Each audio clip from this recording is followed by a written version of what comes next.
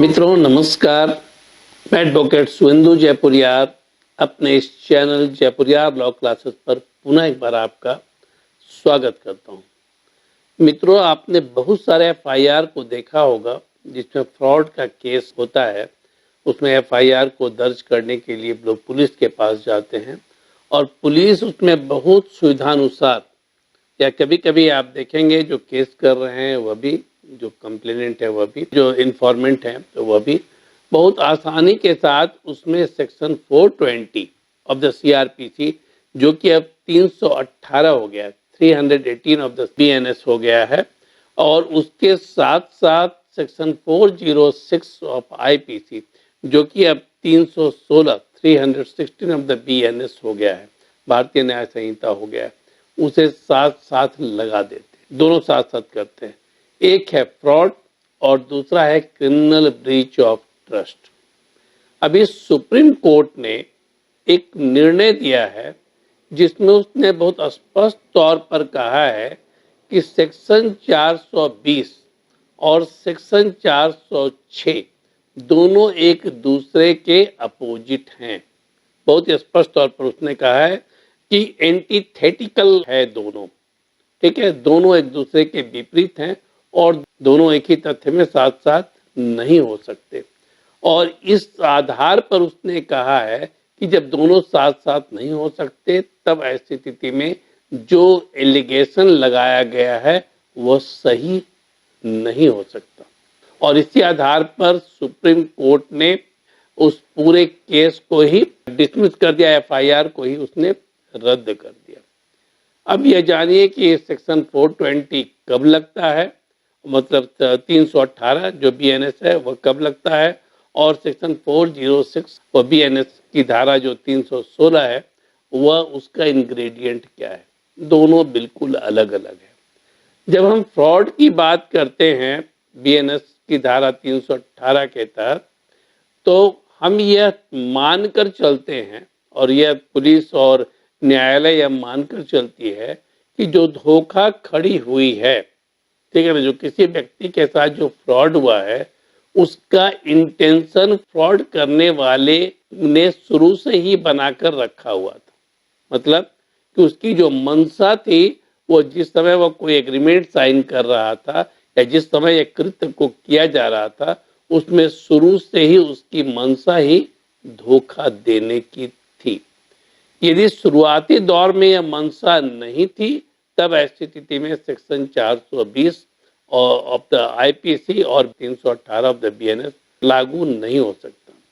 और जब हम सेक्शन 406 की बात करते हैं वह अमानत में खयानत की बात आती है कि किसी व्यक्ति ने बहुत ही लीगल तौर पर आपको अपनी कोई प्रॉपर्टी हैंड ओवर की, और जैसे मान लीजिए आपको उसने किराया दिया और आप लंबे समय तक उसमें किरदार हैं, या फिर आपको उसमें केयर टेकर बनाकर रख दिया, लीगल तरीके से पेपर बनाकर आपको केयर टेकर बनाकर रख दिया। बहुत सारा केस ऐसा होता है और उस प्रॉपर्टी में आपके कब्जे में है, बाद में आप उसने उस प्रॉपर्टी को क्या किया, अपने हित में अपने नाम से करवाने की कोशिश की या करवा लिया या उसे हड़प लिया, तो यह क्रिमिनल ब्रीच ऑफ ट्रस्ट है। आप यह देखेंगे सेक्शन 318 ऑफ द बीएनएस में शुरुआती दौर में ही धोखाधड़ी की बात आ रही थी। जैसा कि मैंने बताया आप लोगों को कि कोई भी व्यक्ति एग्रीमेंट किया और फॉल्स डॉक्यूमेंट के आधार पर एग्रीमेंट किया और उससे पैसा ले लिया, तो इसका मतलब है कि उसकी मंशा वही थी, वह प्रॉपर्टी उसके पास थी ही नहीं सामने, उसकी मंशा शुरुआती दौर से थी धोखा देने की। लेकिन यहाँ पर जो था वो शुरुआती दौर की बात ही नहीं है। शुरुआती दौर में सारा कुछ लीगल था और बाद में उसे इलीगल किया गया, लीगली उसको हैंडओवर किया गया और बाद में उस व्यक्ति ने जिसको हैंडओवर किया गया वह इलीगलिटी किया। तो दोनों में अंतर है, एक में शुरुआती दौर से वह चीजें चलती है फ्रॉड की और दूसरे में लीगल तरीके से होता है लेकिन बाद में उसको एलियनेट किया जाता है। इसीलिए सुप्रीम कोर्ट ने यह कहा कि दोनों एक ही तथ्य में साथ साथ नहीं हो सकता, अर्थात इस तरह का केस एक ही तथ्य में नहीं चल सकता। सुप्रीम कोर्ट ने यह कहा है, जो बात यहाँ पर आती है अमानत में खयानत, ठीक है ना, अमानत में खयानत, क्रिमिनल ब्रीच ऑफ ट्रस्ट और धोखाधड़ी, फ्रॉड, दोनों एक ही तथ्य में एक ही साथ सत्य नहीं हो सकते। मतलब एक ही तथ्य में दोनों सत्य नहीं हो सकता, ये सुप्रीम कोर्ट ने कहा। मतलब यदि आप वकील हैं और वकालत कर रहे हैं और आप यह देख रहे हैं कि वहाँ 420 और ऑब्लिक 318 बीएनएस और 316, ठीक है ना, बीएनएस और 316 दोनों साथ साथ लगाकर आपके पास आया है, तो भी आप मानकर चलिए कि आपका कमजोर केस है और सुप्रीम कोर्ट जाते जाते यह रद्द हो जाएगा। आप यदि अपोजिट साइड से हैं तो मानकर चलिए कि मजबूत केस है, आप अपने पक्ष को न्याय दिला पाएंगे। अब यह मामला किस केस में आया इसको आप समझिए। यह मामला है झारखंड का, झारखंड की राजधानी रांची का यह मामला है। और ये केस पहले आप जान लीजिए क्या है। Arshad Niyaz Khan versus state of Jharkhand and another का यह केस है। यहाँ पर अरशद नियाज खान जो है वो अपलेंट है, जिसको कि हम ए मान सकते हैं। उसने एक व्यक्ति बी के साथ जो फैक्ट ऑफ द केस है उसको आप जान लीजिए। इस केस में क्या है, ए ने, जो कि अरशद नियाज खान है, मैं लगातार अब ए और बी ही बोलूंगा, जो ए है उसने बी के साथ एक एग्रीमेंट ऑफ सेल साइन किया। जमीन की बिक्री का एक एग्रीमेंट, इकरारनामा पर दोनों ने हस्ताक्षर किया, ए और बी ने। ये क्या था, ये हिंद पीढ़ी में जमीन थी और यह इकरारनामा 2013 में हुआ, ठीक है ना, 2013 में हुआ। तो यहाँ पर जो इकरारनामा हुआ उसमें जमीन की कीमत लगाई गई 43 लाख रुपीज। तो जब इकरारनामा हुआ तो 20 लाख रुपया जो है उसको वह पहले दे दिया, बी ने ए को दे दिया। अब यहाँ पर मैं आपको बतला दूं कि ए ने बी को यह बतलाया कि जो जमीन का एग्रीमेंट हो रहा है उसका एक भाग मेरा अपना है और बी में बहुत सारे जो लोग हैं उन्होंने उसे पावर ऑफ अटर्नी दी हुई है और इसमें कोई संदेह की बात भी नहीं थे और इसमें कोई असत्य बात भी नहीं था। यह बातें सत्य थी और उसका अपना मालिकाना हक था उसके ऊपर और बगल वाले लैंड की पावर ऑफ अटर्नी उसको मिली हुई थी। मतलब यहाँ पर धोखाधड़ी का इंटेंशन नहीं था, ठीक है ना, धोखाधड़ी का इंटेंशन नहीं था। पहले इस चीज को क्लियर कर दें। अब क्या हुआ कि 2013 में यह एग्रीमेंट हुआ, 20 लाख रुपया दिया गया, लेकिन 8 वर्षों तक यहाँ पर क्या हुआ कि यह जो है उसने उस प्रॉपर्टी को हैंड ओवर नहीं किया। बहुत सारे कारण हो सकते हैं। एक तो कारण यह हो सकता है कि उसने पैसा दिया नहीं, बी जो था उसने रेस्ट ऑफ द अमाउंट नहीं दिया और जब रेस्ट ऑफ द अमाउंट नहीं दिया तो नेचुरली प्रॉपर्टी हैंड ओवर नहीं और कन्वेंस डेट भी नहीं बनेगा, उसका रजिस्ट्री भी नहीं होगी जब तक पूरा पैसा नहीं दिया जाएगा। लेकिन यहाँ पर यह बातें नहीं आई हैं। यहाँ पर सिर्फ यह आया है एफआईआर में कि ए ने उस रजिस्ट्री उसके साथ नहीं की और साथ ही साथ वो प्रॉपर्टी हैंड ओवर नहीं किया। एफआईआर हो गया। अब एफआईआर जब हो गया तब ए क्या किया कि वो एंटीसिपेटरी बेल के लिए डिस्ट्रिक्ट कोर्ट रांची में पिटीशन दिया। वहां पर उसे मीडिएशन में भेज दिया गया। मीडिएशन में यह बात हुई कि यह जो पैसा है वह 20 लाख रुपया जो उसे दिया गया है वह उसे 5 इंस्टॉलमेंट में लौटा देगा और इसी कंडीशन पर जुडिशियल कमिश्नर ने उन्हें एंटीसिपेटरी बेल ग्रांट किया। वह व्यक्ति जो ए था उसने कोर्ट में सरेंडर किया, 5 लाख रुपया जमा किया और उसे वह बेल मिल गया। जैसे ही उसे बेल मिला, बी जो था वह सीआरएमपी फाइल कर दिया, criminal miscellaneous petition Jharkhand high court में फाइल कर दिया। किस लिए? इसके एंटीसिपेटरी बेल को कैंसिल करने के लिए। और झारखंड हाई कोर्ट ने एंटीसिपेटरी बेल को कैंसिल कर भी दिया। मतलब उसके क्रिमिनल मिसलेनियस पिटीशन को उसने झारखंड हाई कोर्ट ने अलाउ कर दिया। अब यह व्यक्ति जो था उसने झारखंड हाई कोर्ट में ही एफआईआर को क्वैश करने के लिए, जो कि बीएनएसएस 528 में आता है, उसके तहत उसने एफआईआर को क्वैश करने के लिए एक याचिका दायर कर दी, एक पिटीशन दायर कर दिया। तो हाई कोर्ट ने उसके पिटीशन को रिजेक्ट कर दिया और जब हाई कोर्ट ने उसके पिटीशन को रिजेक्ट कर दिया तब वह व्यक्ति सुप्रीम कोर्ट चला गया। तो वो क्रिमिनल अपील में जब इस केस की सुनवाई हुई तो वहां 2 जजों की खंडपीठ ने इसकी सुनवाई की। माननीय न्यायाधीश श्री वीवी नागरत्ना तथा माननीय न्यायाधीश आर महादेवन की खंडपीठ ने इस पर सुनवाई की और इस पर अपना फैसला भी सुनाया। इसमें उन्होंने कहा कि जो सेक्शन 420, 406 और 120 बी जो तीनों लगाया गया है वह सब तो एक दूसरे के अपोजिट हैं। ऐसी स्थिति में यह तो साथ साथ चल ही नहीं सकता है।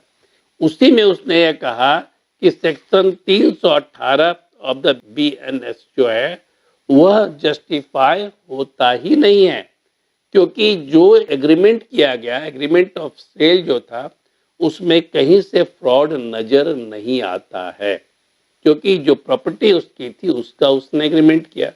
इसका मतलब है कि उसका इंटेंशन उस प्रॉपर्टी को सेल करने का था, लेकिन उसने कन्वेंस डीड नहीं बनाया। इसके कारण यह हो सकते हैं कि उसे पेमेंट नहीं मिला। तो यहाँ पर यह कहना कि उसे फ्रॉड किया है यह सही नहीं जान पड़ता है, और यह कहा कि यह जो है वो मेंटेनेबल हो ही नहीं सकता है। सुप्रीम कोर्ट की खंडपीठ ने कहा यह मेंटेनेबल नहीं हो सकता है। और सेक्शन 506 को अब जब जजमेंट पढ़ेंगे तो जजमेंट का पैरा नंबर 19, 20 और 21 तीनों में बहुत ही विस्तृत तौर पर सुप्रीम कोर्ट ने इसे एक्सप्लेन भी किया है।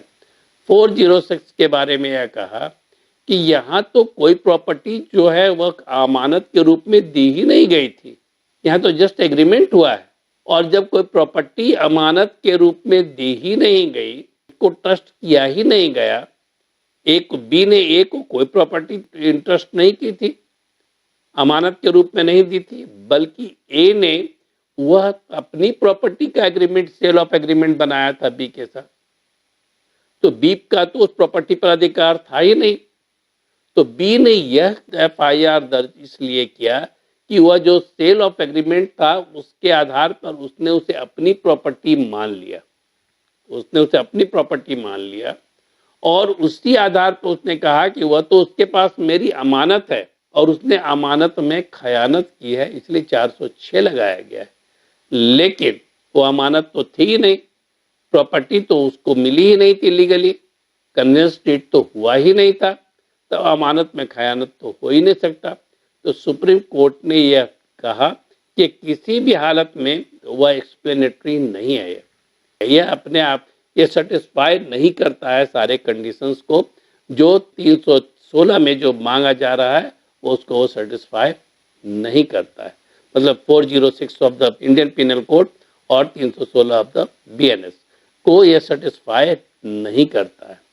और सुप्रीम कोर्ट ने यह भी अपना ऑब्जर्वेशन दिया कि यह जो दोनों सेक्शंस और 120 बी लगाए गए हैं वो तो कहीं से मैच ही नहीं करते। एक यह धोखाधड़ी का मामला कहता है जो इंसेप्शन से होना चाहिए, जो यहाँ नहीं है। दूसरा अमानत में खयानत का मामला कहा जाता है, जो कि यहाँ पर अमानत है ही नहीं। तब ऐसी स्थिति में यह कैसे मेंटेनेबल हो सकता है। तीसरी बात जो सुप्रीम कोर्ट ने बहुत ही रिमार्केबल कही कि यदि बी के साथ धोखा हुआ, यदि बी के अमानत में खयानत हुई, जैसा कि उसने आरोप लगाया है, जबकि वह सेटिस्फाइड नहीं कर पाया, क्योंकि वह कोई कॉजेंट रीजन ही नहीं था, कोई सटीक कारण ही नहीं था लगाने का, और तब उसके बाद भी 8 साल तक एफआईआर का इंतजार क्यों किया गया, जिसका जवाब बी के वकील नहीं दे पाए। क्योंकि 8 साल का पीरियड बहुत ही लंबा होता है। यदि आपके साथ धोखाधड़ी की गई है, आपके अमानत में खयानत की गई है, तो आप इमीडिएटली एफआईआर दर्ज कराएंगे, जबकि यहाँ पर 8 साल का समय बी ने लिया। तो जब बी ने 8 साल का समय लिया तो कोर्ट ने पूछा कि आपने 8 साल का समय क्यों लिया, जिसका कोई जवाब उनके पास नहीं था। तो सुप्रीम कोर्ट ने यह पूरे एफआईआर को ही रद्द कर दिया। झारखंड हाई कोर्ट का जो निर्णय था उसको उसने सेट असाइड किया और पूरे एफआईआर को और जो पूरी प्रोसीडिंग को उसने रद्द कर दिया। और साथ ही साथ उसने यह भी ऑब्जर्वेशन दिया कि 406 और 420 मतलब 316 ऑफ द बीएनएस और 318 ऑफ द बीएनएस साथ साथ एक ही तथ्य में लागू नहीं हो सकते और ये गलती बार बार जो क्रिमिनल केस करने जाते हैं जो व्यक्ति वो ऐसा करते हैं और थाना बार बार ऐसी गलतियों को करता है।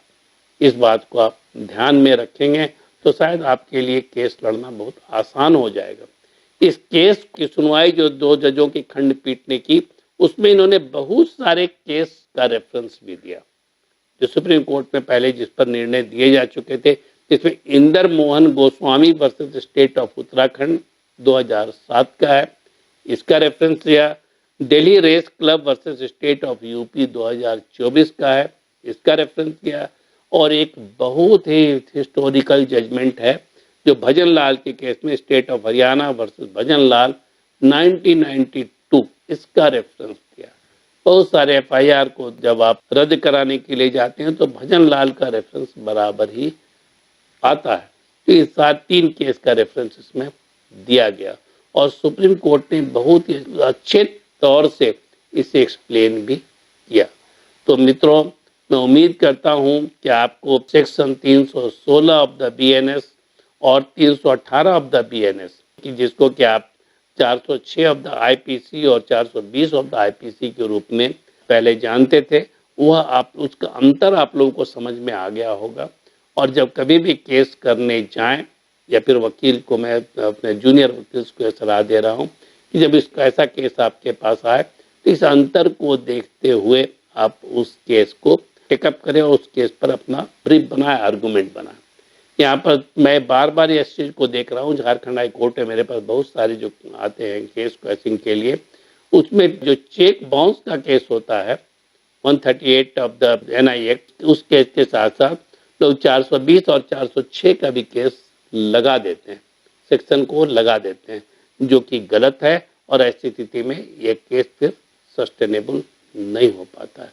तो मित्रों, आप लोगों को यदि ये वीडियो पसंद आया है तो इसे शेयर करें, सब्सक्राइब करें। धन्यवाद।